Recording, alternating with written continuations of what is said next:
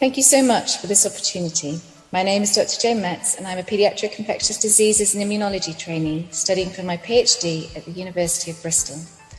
I'm going to summarise our work looking at pneumococcal transmission in families, generously supported through the ESPID Fellowship Scheme.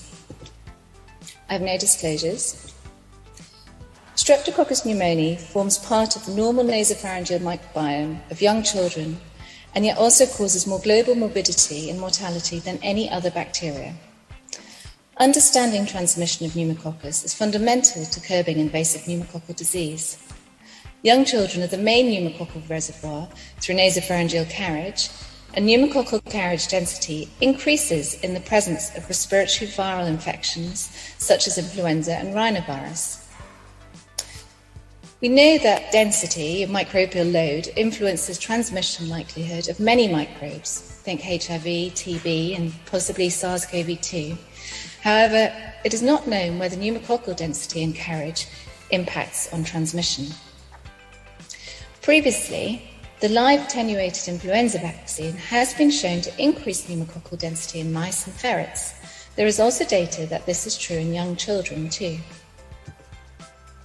We therefore designed a randomized controlled stepwise study to investigate the impact of the live attenuated influenza vaccine on household pneumococcal transmission.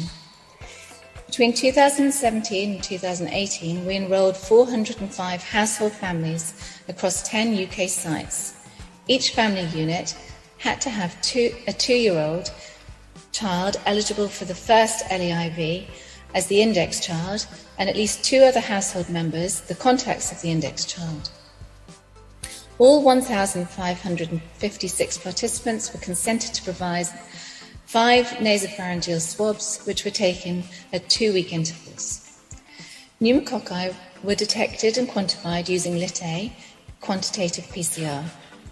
Household family units were randomized at enrollment into either Group 1, where the index 2-year-old child would receive LEIV at day 0, or Group 2, who would be the control group until the 3rd visit at day 28, when the index child would also then receive LEIV. This study design would allow both longitudinal between Group 1 and 2 and horizontal between pre- and post-vaccination analysis of LEIV impact on pneumococcal density and transmission. All laboratory analysis was carried out by our group in Bristol, and data analysis was undertaken in R. In keeping with the literature, the plot on the left shows that carriage point prevalence was markedly different between the ages, with near 70% pneumococcal carriage in children under 5, 37% in children aged 5 to 18, and 10% in adults. We also found a marked difference in density of carriage by age, with young children carrying at much greater densities than older children and adults. But the range of density between and within individuals can vary by 6 orders of magnitude, from just a few, say 10, to over 2 million. Analysing the whole group, pre and 14 days following LEIV, index children who had received LEIV had a greater pneumococcal median density 14 days later than before. But this was not significant. Comparing the change in density in the index children receiving LEIV with the control index children of Group 2 between baseline and day 14 did, however, show a significant impact of LEIV. To see whether LEIV impacted transmission, we followed household contacts negative for pneumococcal carriage at baseline, whose index child was positive for pneumococcus at baseline, and we found a significantly higher proportion of Group 1 contacts had become pneumococcal carriers on day 14 when compared with control Group 2 contacts, as shown in this plot. Here, 43 of 230 in Group 1, that's 19%, and 21 of 209 in Group 2, that's 10%, became positive, and the difference between the groups was significant with a chi-square p-value of 0.015.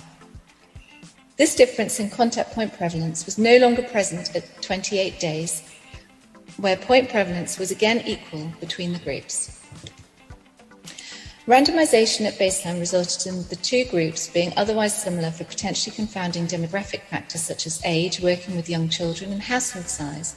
And so we conclude that this transient increase in pneumococcal carriage prevalence in contacts 14 days following index immunization with LEIV is most likely due to increased transmission from the index child as a result of LEIV administration.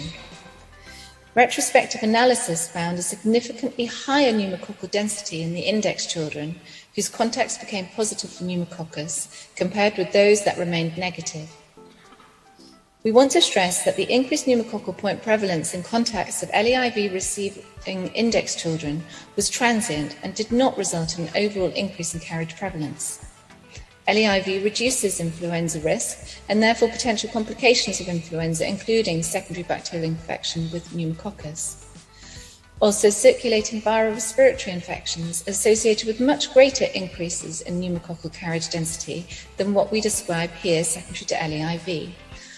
And this underlies the importance of vaccinating against influenza and the potential role of other respiratory viral immunizations in curbing pneumococcal transmission and disease. Our study limitations include lacking genomic data to prove transmission direction within our families. However, microarray analysis is ongoing, which should assist in reducing this limitation. I want to thank ESPID for their generosity in providing me with a salary to manage this study and analysing the data for my PhD, and for this opportunity to present our work. My sincere gratitude goes to all study participants, site's research staff, our funders, Bill and Melinda Gates Foundation of Pfizer, and of course my supervisors, in particular Professor Adam Finn. Many thanks.